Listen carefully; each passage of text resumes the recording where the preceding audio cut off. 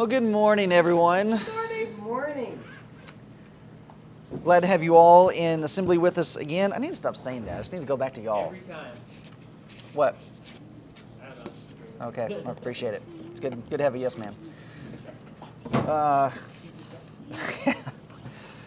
Yes, it's good to have all of y'all in the Bible class once again. We are starting chapter 4.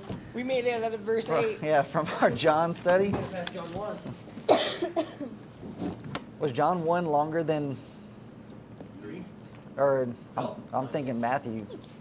Anything from, Studied Matthew. well, no, maybe. I'm talking about just like any chapter. I'm trying to think of some specific chapter from Matthew. No, chapter 5 and chapter 18 were along. Oh, that's right. Yeah. So yes, we're moving into John chapter 4, but just because we are moving from one chapter to another, does that mean that we are any way being disconnected? Slow yourself down. I'm just getting ready. Anyway, disconnected from what we've studied in the past 2-3 weeks? Absolutely not. Okay, no. No.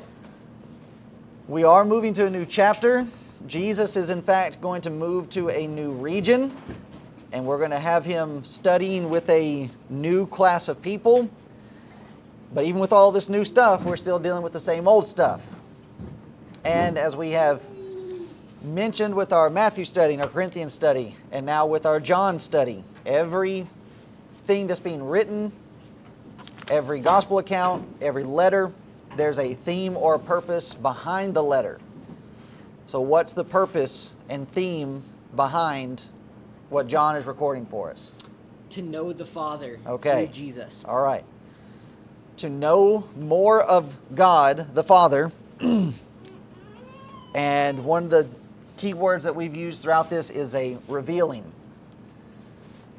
This is a revelation of God to his people, but not just to his people Israel, though, is it? No, we have a lot of universal language, a lot of universal theme that's found in John's record. And that even now, as we're entering into John chapter 4, where has Jesus been and where's Jesus going to go?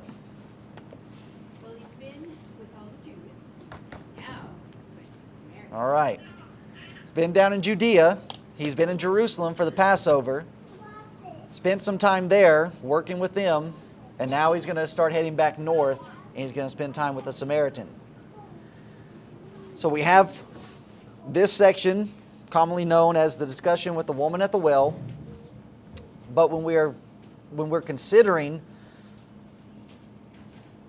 the focus of this discussion, we have Jesus once again revealing to us about the importance of spiritual things.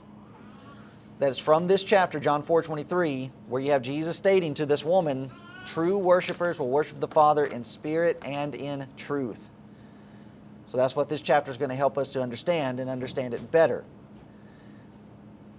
John is revealing to us about God. Well, God is a spiritual being. And so to understand God, who is a spirit, then we need to understand more about the spiritual things in our lives and how they're going to be involved in living a Christian life. You have other New Testament passages like Hebrews 11, 1-3, that impresses upon us the importance of faith and these spiritual matters. Now, faith is the substance of things hoped for. It's the evidence of things not seen. It's only by an understanding of these spiritual things that we're actually going to be able to walk by faith and not by sight. For by it, that being faith, the elders obtained a good report. Through faith we understand. Here's where our understanding comes from. How it is that we can know certain things, and that through faith. Faith comes by hearing, and hearing by the Word of God. Through faith we understand that the worlds were framed by the Word of God. Spoke these things into existence, so that things which are seen were not made of things which do appear.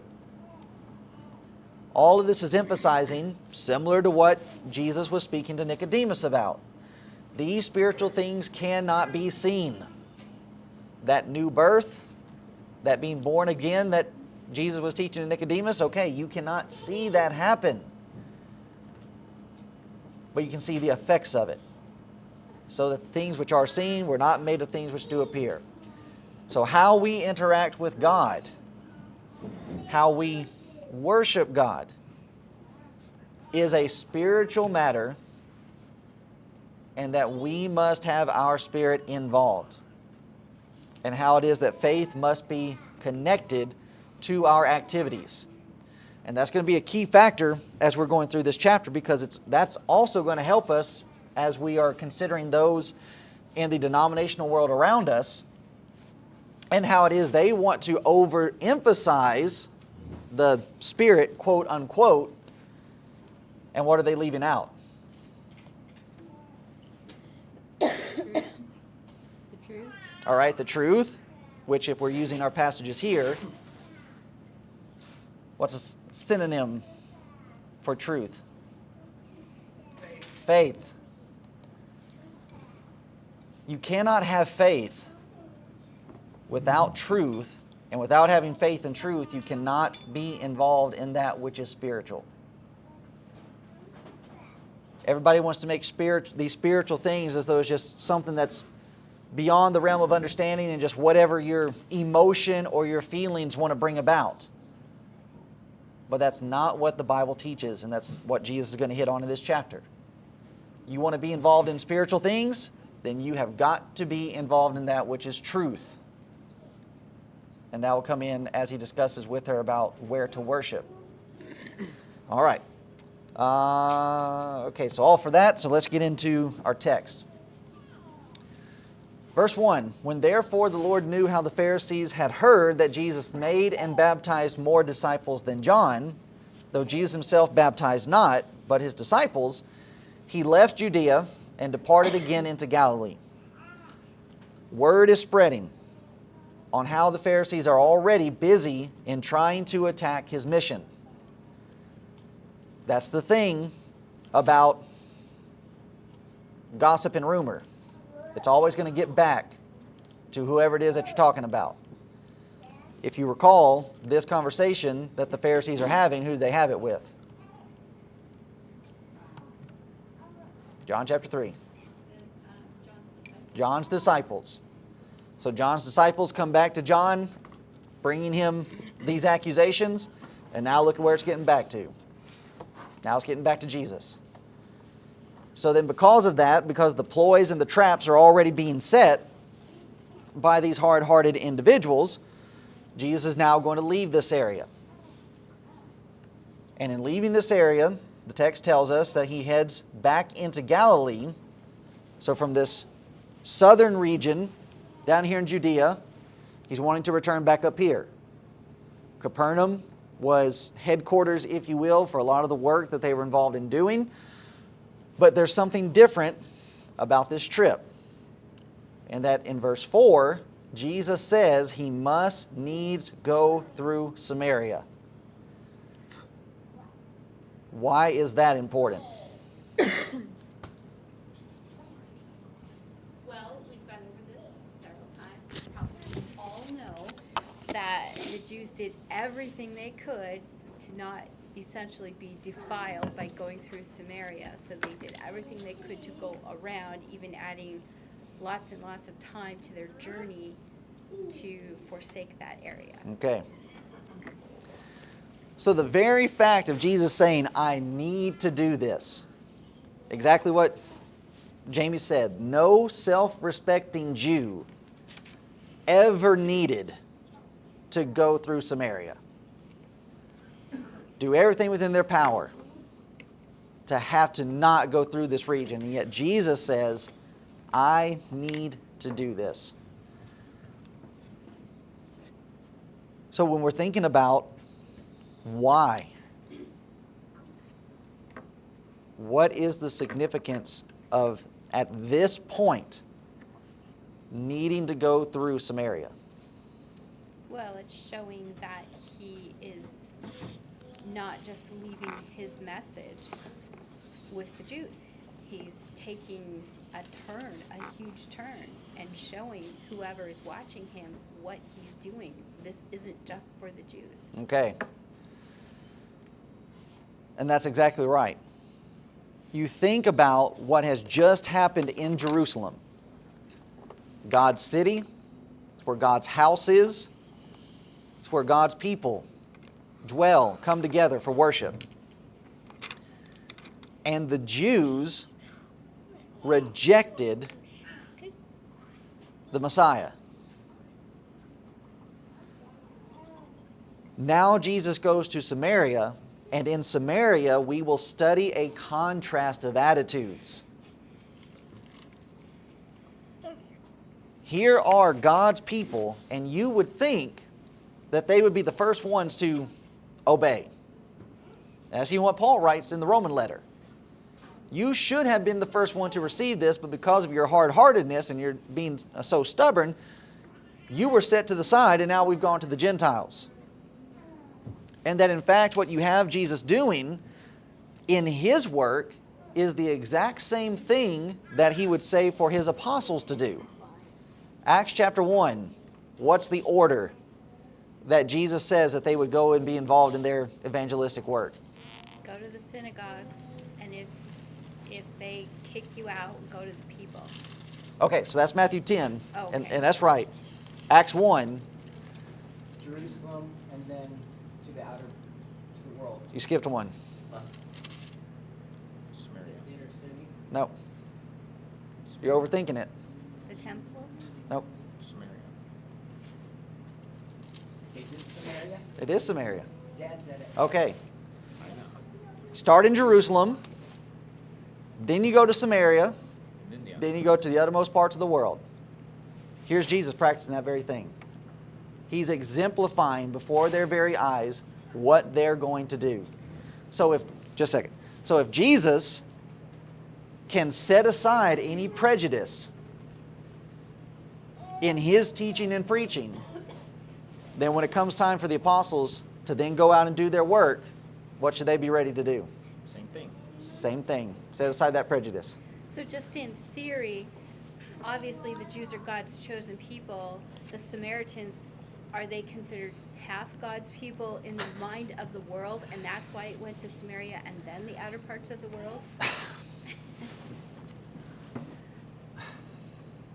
Okay, so hold on to that. I've actually got some of that in my notes. It's a really good question of where we're going.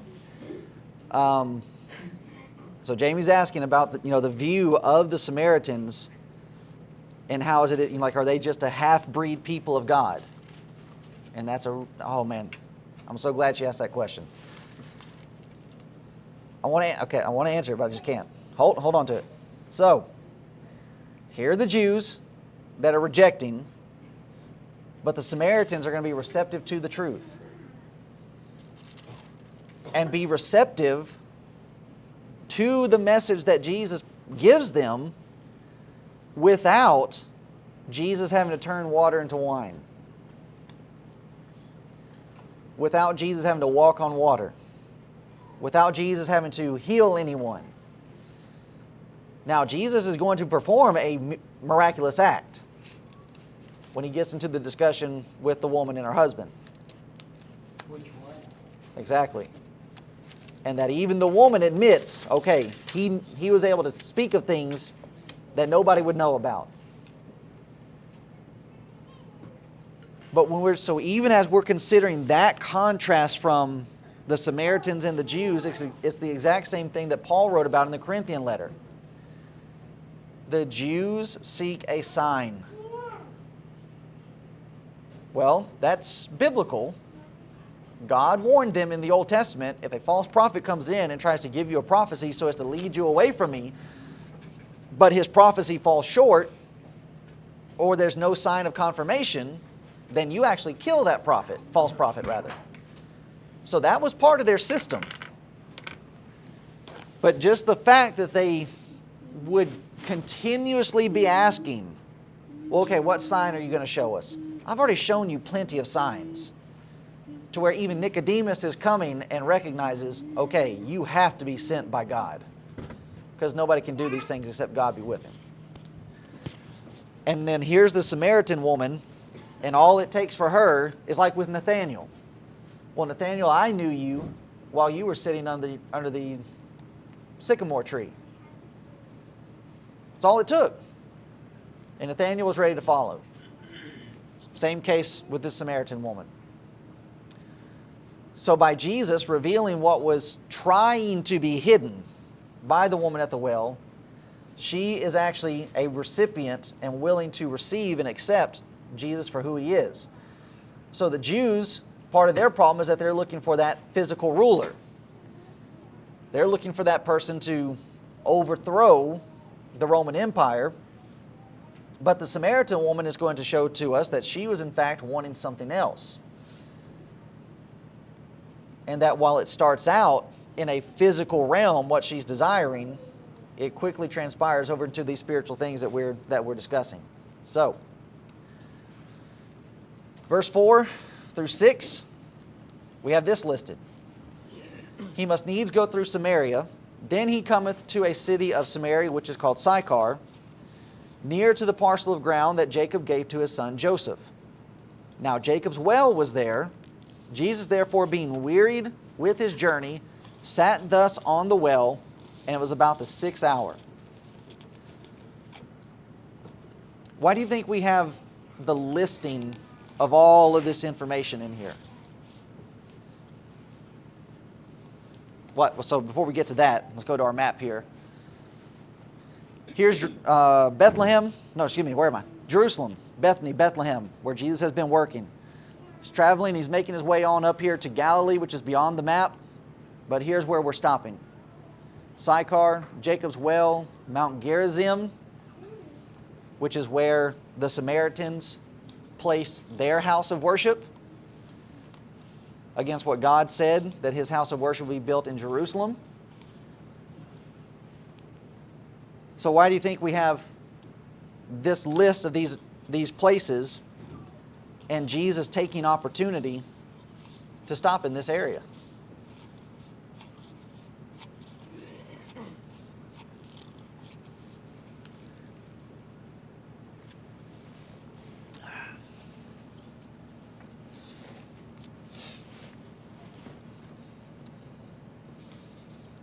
Why take the time to list?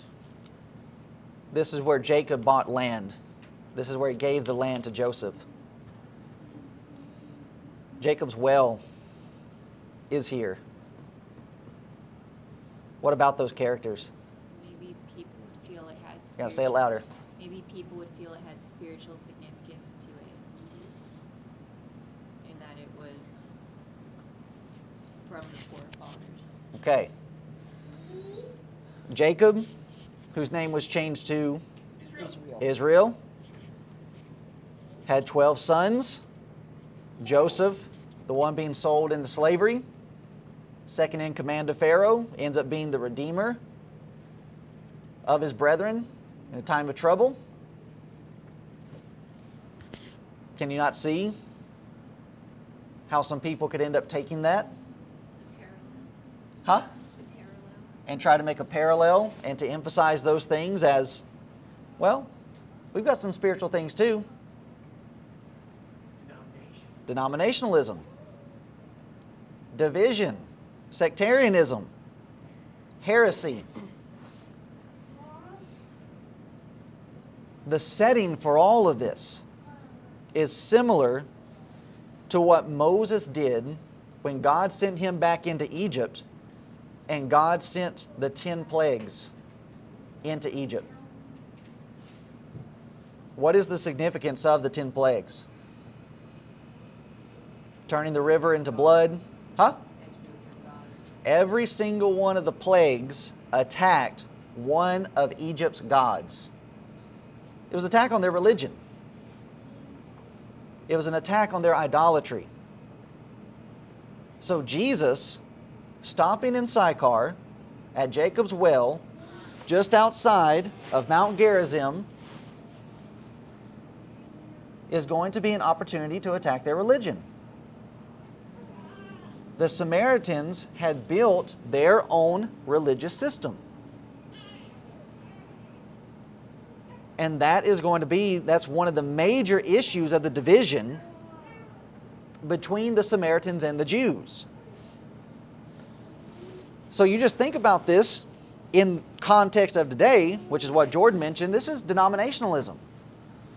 This is exactly what people try to do. Oh, well, look, see, all of this is important. Look, we have land that was given to Joseph. Joseph, he was an important character in God's plan and in God's system. Joseph's bones are buried in this place. Joshua 24:32. Jacob's well is here. You see, we recognize holy things like you do. What makes you better than us? And the response that Jesus is going to give to this woman is, no, you don't. You glorify the wrong things. And you then, in turn, ignore what God says to glorify. And then you want to try to turn around and act holy. And act spiritual. All of this is setting that stage for where Jesus is ultimately going to lead this woman to, that God is going to be worshipped in spirit, that's right. But there must be truth. And that's the element that the Samaritans had left out. Oh, they're spiritual. They're recognizing all of these spiritual people. But you're not truthful. And that spiritual statement should be in air quotes, because that's not real spirituality. And so that's going to be the point in conversation with this woman. And it's a lesson for all of us today. That if we are going to start emphasizing and over-spiritualizing certain points to where we ignore the things that God says, then where do we stand? Same. Say it louder. I was going to say same as her. Okay, same condemnation that she's facing. But here's the kicker. Is this just a Samaritan problem? Who else has this problem? The Jews. Okay, Matthew 15. Jesus has to call out the Pharisees and that you recognize and worship your elders' traditions. And what are they doing on the other side? Nope. Orphans and widows. That's right, but that's not what Jesus says in Matthew 15. Honor with your lips, but in your heart, you're far from me. Okay, you need to back up. Why is that? Because they don't worship in spirit and truth. Okay, but that's not what he says. You observe these traditions of your fathers, and you ignore, you set aside the commands of God It's basically what I said. for your traditions, but not really. So what is that? What kind of picture is that then setting about the actual relationship of the Jews to the Samaritans? They were no better. You're all the same. And here are the Jews looking down their... Okay, I'm going to go and say it. It's stereotype. Looking down their noses at the Samaritans. 'Cause look at you guys. Over here worshiping in Gerizim. Building your own house of worship. And you're ignoring what God says. So essentially, Jesus is going about right here, performing Romans 1 and 2 and 3. Exactly. Talking about that. Exactly. Romans 1 and 2, which then leads into Romans chapter 3, 23.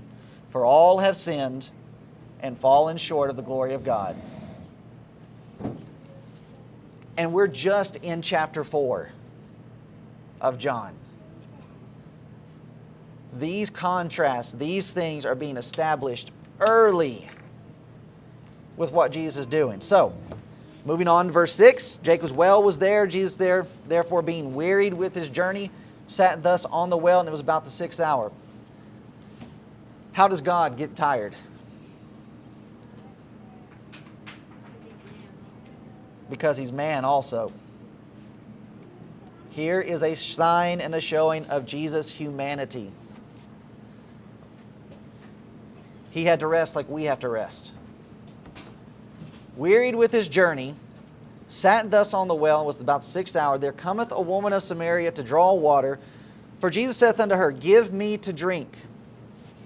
There again is God thirsty.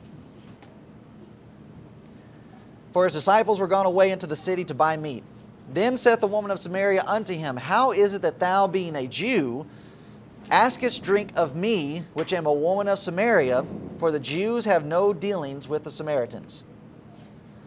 Now, this is not a racial prejudice. Like, what's that guy's name?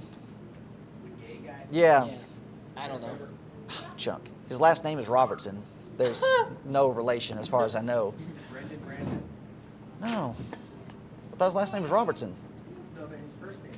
What? Was his first name Brendan or Brandon? Oh, okay. Yeah, Brandon sounds yeah, I think it was familiar. Brandon something or another. Brandon. Big thing on TikTok. He actually had a debate with James White and the other guy from Apologia Studios, big time Calvinist. But trying to look at this situation, and then with the other woman from Cana and the conversation about, even the dogs eat from the master's table, and trying to make that as being like some type of racial slur against those, against those people. They're all the same. The Samaritans are Jews. They circumcised their sons on the 8th day. They're all living in the same region together. They're all of the same ethnicity. Is there a physical difference between them? Like, how did she tell that he was a Jew? I don't know. What about his language? Yeah, it could have been his language, dialect, something like that. Because the Samaritans, when Israel, the northern kingdom was captured by Assyria, they were dispersed, intermingled with the people, and they're intermarrying with all these different people that they're with. So very likely there's a change in dialect to where, even though they're all speaking Greek, Jesus possibly speaking Hebrew or something like that. Or it could very well be the case, Jesus, the name of Jesus is already spreading. So I'm sure it's making its way into Samaria. So there's going to be several different tells as to who this man is. But as far as it being like skin tone or skin color or anything like that, no, all that's going to be the same. But you're right, there is some type of distinction that's going on here to where she pinpointed on that very fast.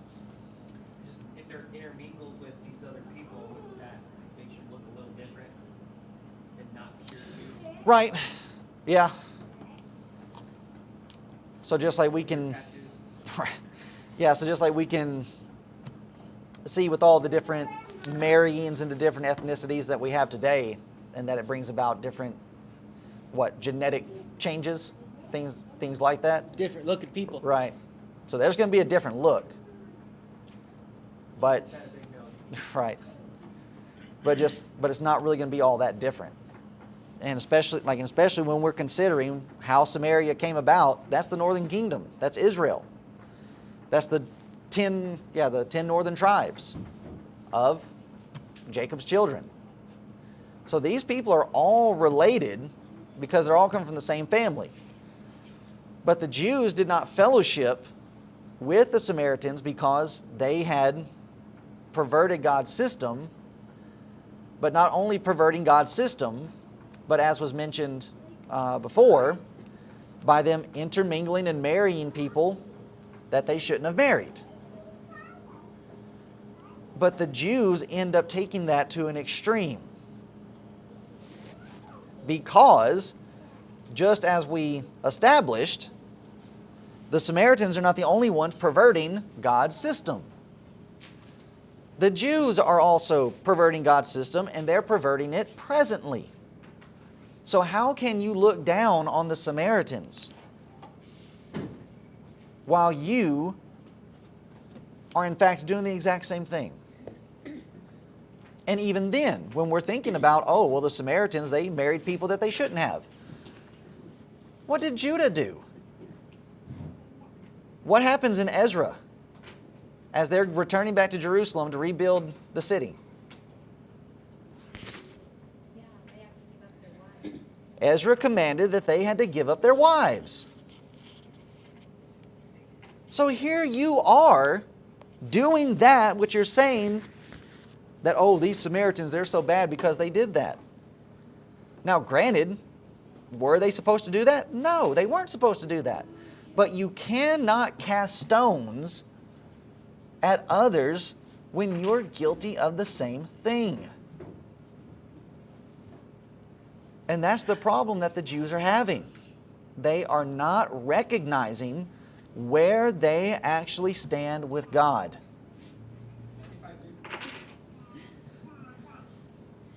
That you are corrupt just like everybody else.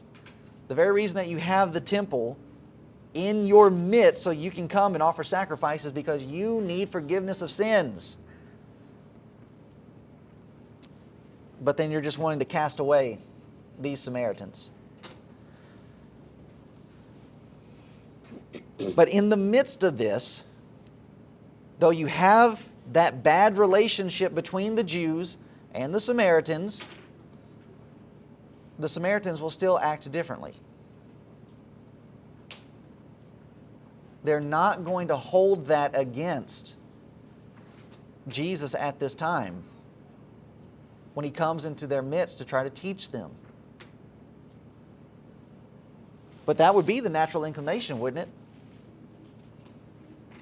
Oh, you're a Jew, so you just automatically think that you're better than us. I'm not going to listen to you. Well, that would be the Jews' natural inclination. And also, and I make the point that what does it matter with the Pharisees and the Jews for not trying to go up there to Samaria if the Samaritans were of their lineage, so to speak, and were partial Jews, and not try to help them and get them That's right. to be Jews. That's right. They had no love for them. There's your brethren. And they're going back to our map. They're not in some faraway section, some faraway country. They are smack dab in the middle of everything. And you're doing everything within your power to go around and not help them. It's ridiculous. But we get into that same problem even with ourselves sometimes because, well, what's the point? They're just hopeless. They've built their own system. They've got their own traditions now. They've walked away from God's truth. What good would it do? Have you even tried? Have you even put in the effort to even go in there and to see if there's even one person that'd be willing to change their mind? Nah, they're just not going to do it. You won't know until you try. So we have more teaching about the significance of having bad attitudes and how that affects relationships. The Jews saw the Samaritans as being irredeemable, hopeless, repulsive. But you go back into the Old Testament and you read, for example, like Isaiah. How did God view Old Testament Israel in the days of Isaiah? You're adulterers, you're idolaters, you pervert judgment. And Isaiah gives the clear picture that you are sick from the top of your head to the soles of your feet. So as the Jews are looking at the Samaritans, repulsive, irredeemable, that's how they were at one point. You're repulsive. And then, carry that further into the New Testament, how is it that Jesus ends up looking at one of his churches? Spew you out of my mouth. This is something that can happen to anyone.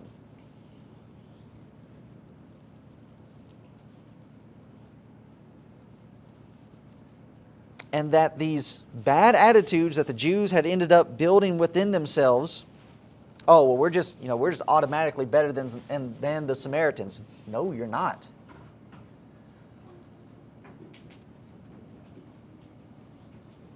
Throughout your history, you have been just as bad as the Samaritans have been.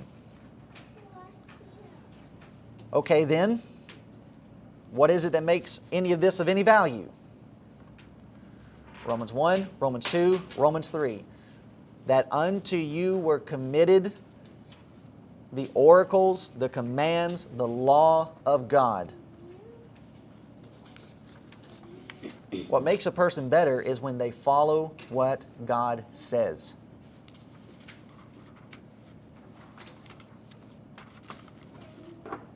So when we're thinking about this relationship that the Jews have with the Samaritans, and that the Jews just think themselves as being better than everybody else, that is why Jesus needed to go here. Because he's going to show them firsthand, no, you are not better than everybody else. You are not so special that this message is just designed for you. And that Jesus will show to the Jews, I'm going to go into Samaria, and they are going to obey the gospel before you do. Talk about a slap in the face. But that's what we have being presented to us all throughout the gospel accounts. The publicans, the harlots, the common people, they rushed into the kingdom of God way before these religious elite did.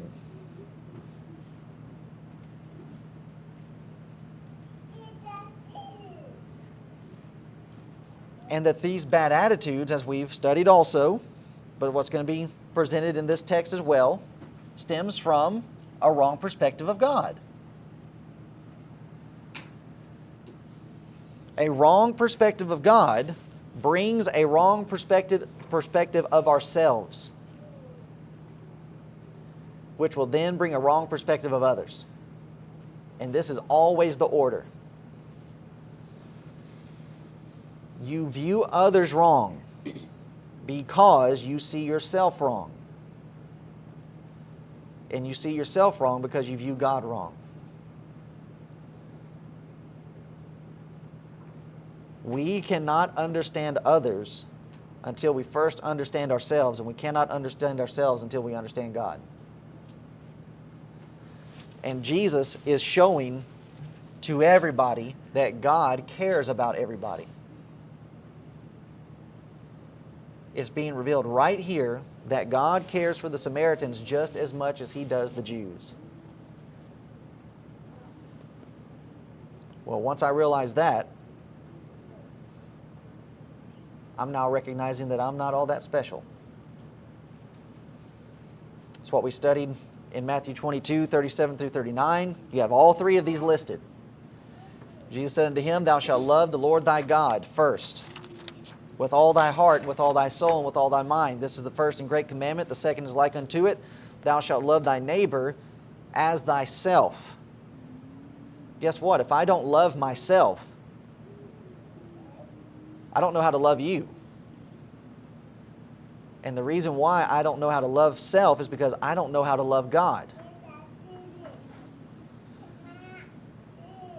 And when I understand God and I understand self, then I can live properly with others.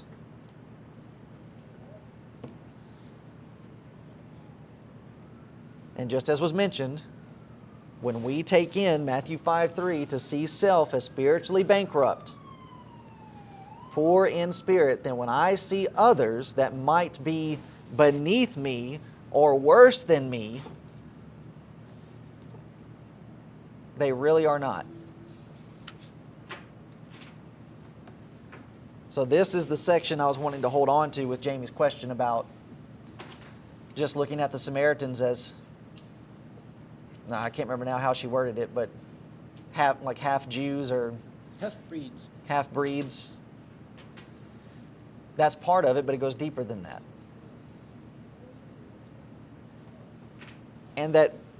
And even as we're going back into the Samaritans' history, part of the reason why they ended up going in and developing their own religious system was because of how the Jews treated them in the Old Testament. You have them going back to Israel to rebuild Jerusalem with Ezra and Nehemiah, and some of these northern kingdom tribes wanted to come in and help them, and they just said, "You've got no part in what we're doing."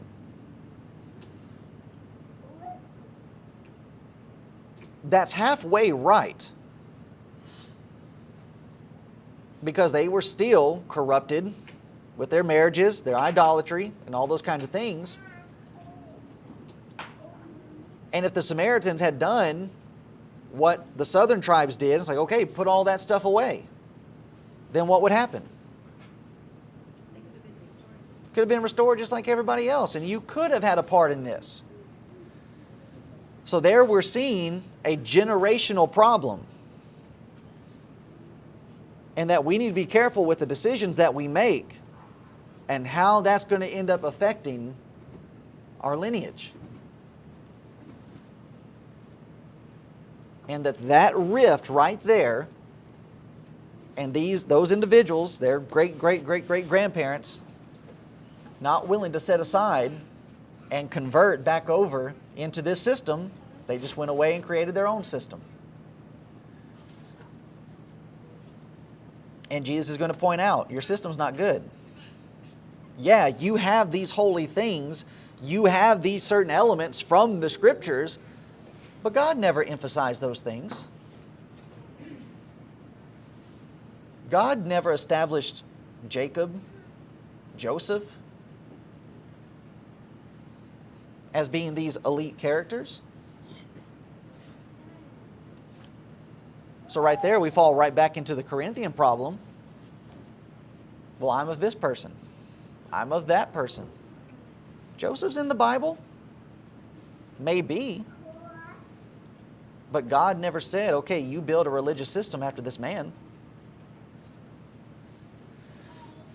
And so again, as we go back into the Old Testament and we find these examples that are back here that the Jews, the Pharisees, the Sadducees, they all should have been picking up on. Here's Isaiah 6, verse 1. In the year that King Uzziah died, I saw also the Lord sitting upon a throne high and lifted up, and his train filled the temple. Then you drop down to verse 5, and here is what Isaiah has to say about himself. Now, he's a messenger that's been picked by God to go and do his work. Oh, I must be pretty special. God must really like me. But notice how Isaiah sees himself after he sees God. Then said I, woe is me, for I am undone, because I am a man of unclean lips. When we truly see ourselves in view of how God sees us, I'm just flesh, I'm just dust, then we finally see ourselves, I'm undone. And we begin to realize why. Isaiah is realizing, why would God choose me? And then when he sees himself, how does he see others? And I dwell in the midst of people of unclean lips. He saw God, then he saw himself, and I see that I am sinful. And then he sees others and he says, okay, they're sinful too. We're all on the same level. As we already mentioned, Romans 3, 22 through 23. For all have sinned and come short of the glory of God. Well, who does this include? Micah.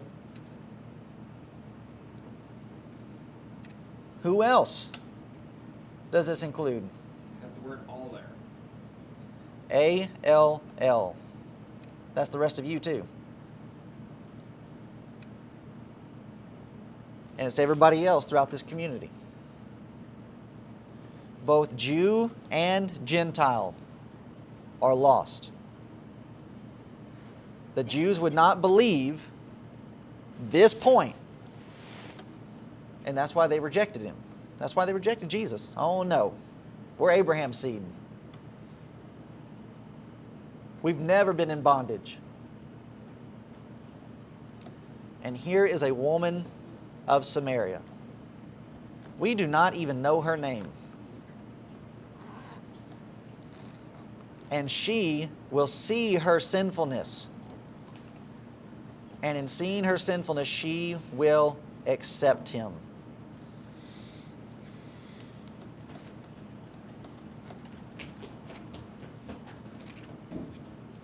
And that's what we all need to see. Just because we are Christians and that we have been washed in the blood of Christ, doesn't Paul write that the last thing we're needing to do is we're needing to start thinking more highly of ourselves than we ought to? He wrote that to the Romans also.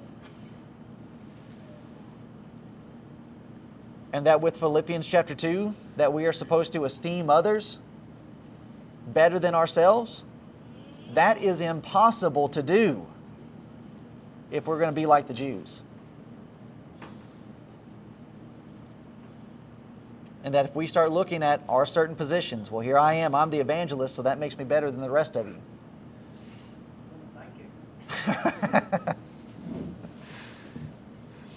But that's what happens. I'm better than you. I know more than you do. I know better than you do. Then I'll start trying to put my thumb down.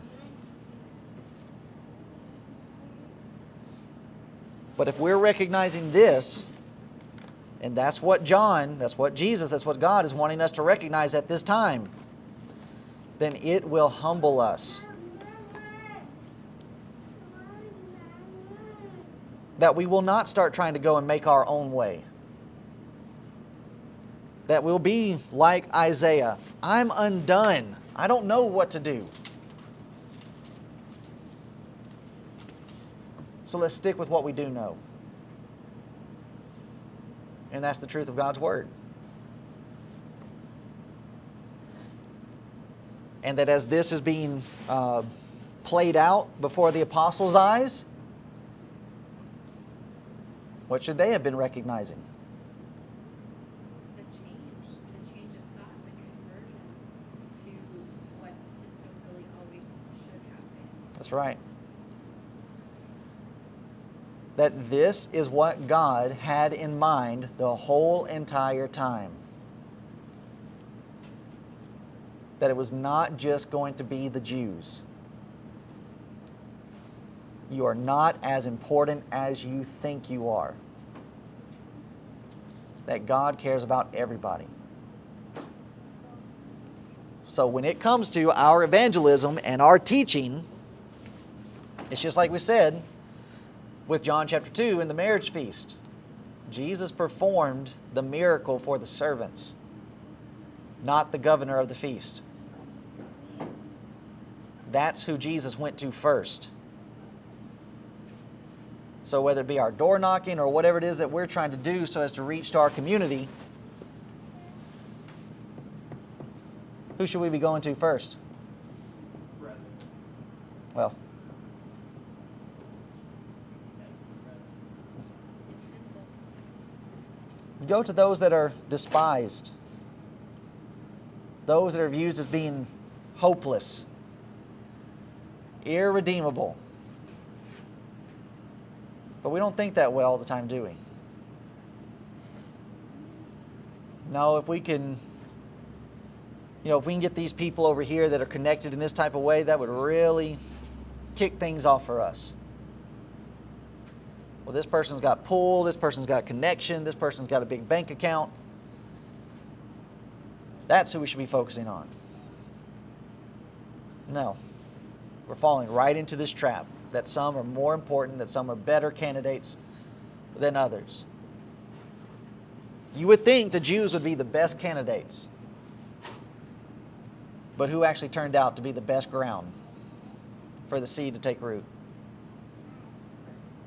These low down, nasty dogs called the Samaritans. All of this is designed to change how we view things.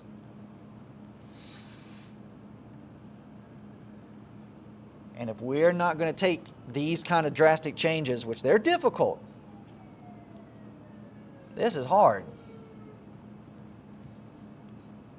And if we're not going to allow these things to come in, then we're going to end up facing the same kind of problems that the apostles faced. And that's going to produce infighting. But if we're all able to get on board with what's being exemplified here, it's going to help all of us to be able to stay in relationship with each other. And ultimately to stay in relationship with God. So we'll stop at 9, pick up at 10 next time. Any thoughts?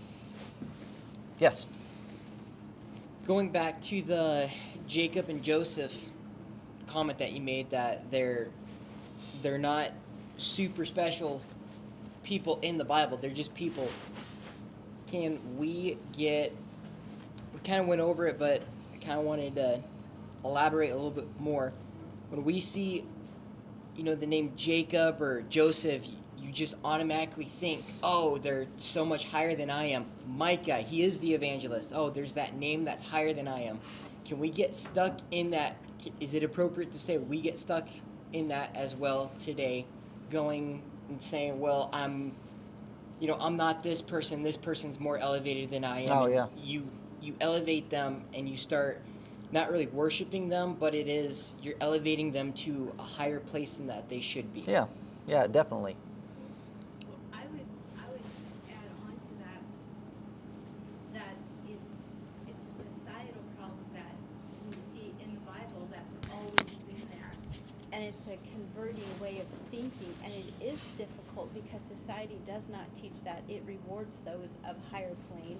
And when we're thinking not spiritually and we're just thinking earthly, carnally, then we fall into that trap. And why should we as church members, unless we're actively, as you stated yesterday, staying within that gauge that keeps us right in line with God and keeps us humble, and to know our place, like Isaiah said, where we are with all people, you have to constantly guard against that because that's all around us. It's there in the Bible, in history. Yeah. It's how people think. That's why people are able to say, well, he shouldn't preach because he didn't go to preaching school and he's not polished.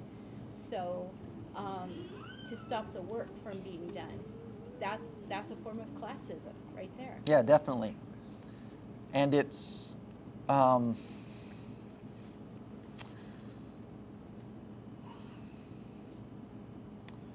right, with it being a societal problem, part of the issue that is with that is because, well, it's like you have this over-glorification that takes place just because, so there's many moving parts to it. Some people will be involved in that because it goes back to what Jordan said about being a sidekick. It's like, oh, well, yeah, okay, you've got prestige and all this kind of stuff, so yeah, we'll elevate you so that I can be in your posse.